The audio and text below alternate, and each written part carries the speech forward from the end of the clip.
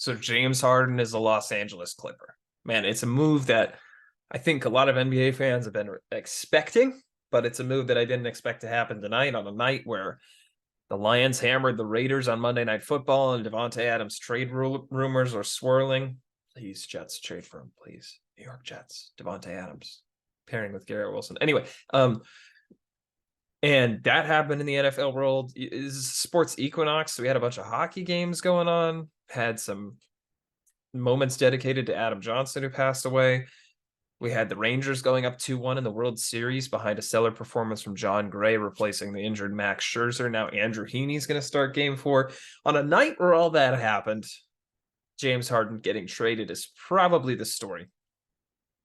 Just because basketball, I think, is a more popular sport than baseball right now. But James Harden, I think Philadelphia moving on from him was a smart decision.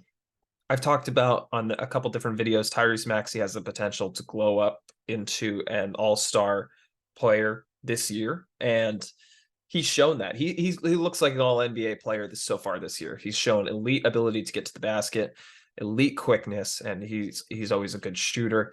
I think he's a good pairing with Joel Embiid, especially the way with Embiid is not the fastest player in the world and tends to slow down pace a little bit. Tyrese Maxey jacks that up, as opposed to James Harden, who tends to slow that down. And on the other end, LA, I mean, I don't know what they gave up, right? But LA adds James Harden to Paul George and Kawhi Leonard and Russell Westbrook and Ivica Zubac and that young core. And they also, there are other relevant role players there, right? Morris and Batum and whoever else. Listen, they're going to be a good team, and I already had them 4 in the West. I don't know what their ceiling is. Maybe it's third, maybe it's second in the regular season, but they're going to be right there, right? I don't think they're Denver or Phoenix level, but they're right there. They're that third team in my mind right now with James Harden, assuming he's healthy and ready to play and ready to go. And Russell Westbrook buys into the 6-man role that he seems to be doing well in.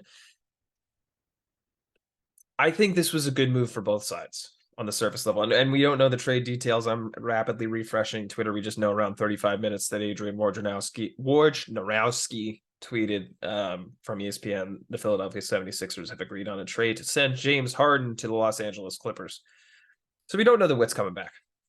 Maybe my opinion changes, right? Obviously, if Paul George is in this trade, he's not. But if Paul George is in this trade, obviously this is an L for the Clippers.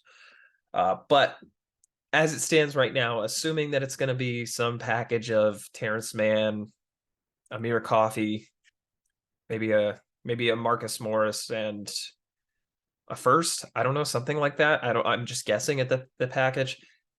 I think that's a good deal for both sides. I think the Sixers got decent value for Harden, a guy who didn't want to be there, and they could take the next step into a younger core. Now, Tyrese Maxey has to be that guy for that younger core to work, but I think he could be, and could be this season, because he's gotten better year over year over year, every year of his career.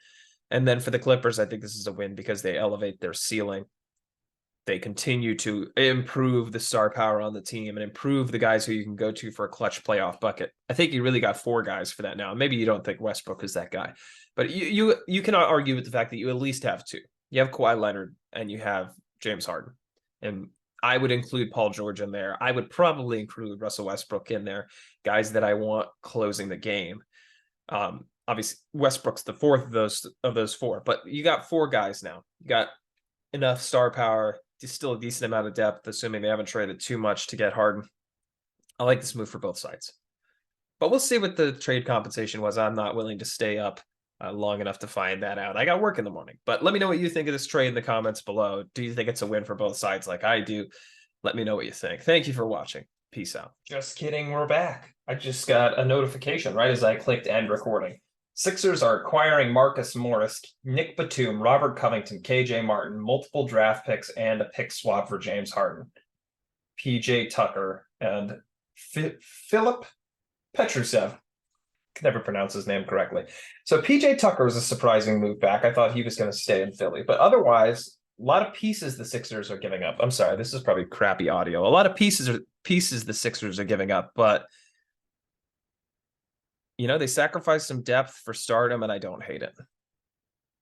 I don't hate it. I probably think this is less of a win, especially I'm curious what those picks are that they're giving up, but I don't hate it. I don't know. Let me know what you think in the comments below.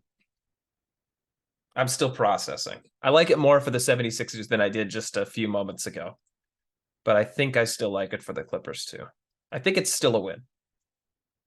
Getting PJ Tucker back is going to be huge. Now you got a starting lineup of Russ, PG at the 2, Kawhi at the 3, which I think is a better fit for him. You could start PJ Tucker at the 4 and Zubats at the 5.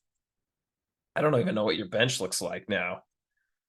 They didn't give up Terrence Mann, which is interesting. Let me look up the Sixers roster while we have the recording going. Sixers roster. Oh, I meant Clippers roster. Sorry. I frankly don't care about how this affects the Sixers. I like it. That's what's important. I hate this website. What is this? NBA.com. Fix your roster page. Okay, so we still got Terrence Mann. Maybe I want to look at the depth chart here. They didn't give up Batum, did they?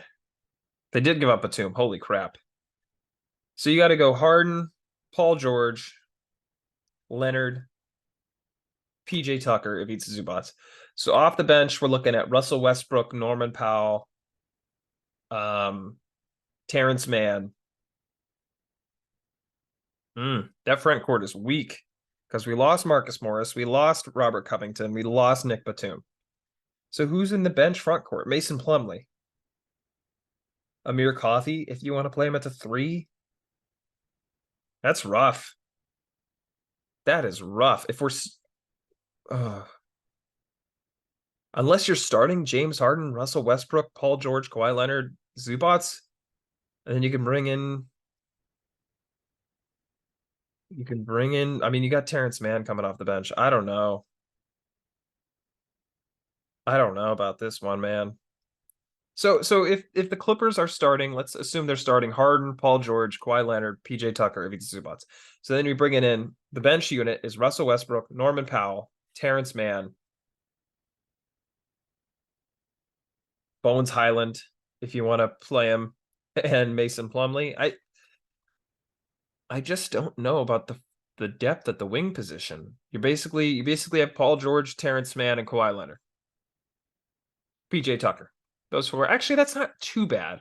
In the guards, you have Harden, Westbrook, Powell, Highland. That's not the worst thing in the world. And then centers, you got Zubats and Plumlee. Okay. Now that I shape it like that, I don't hate it for the Clippers. I think this is still a win-win, depending on what the picks are. If they gave up multiple firsts, they gave up 2 firsts, I'm okay with it. If they gave up 3 firsts, I think it's a little much. But I don't know. Let me know what you think in the comments below.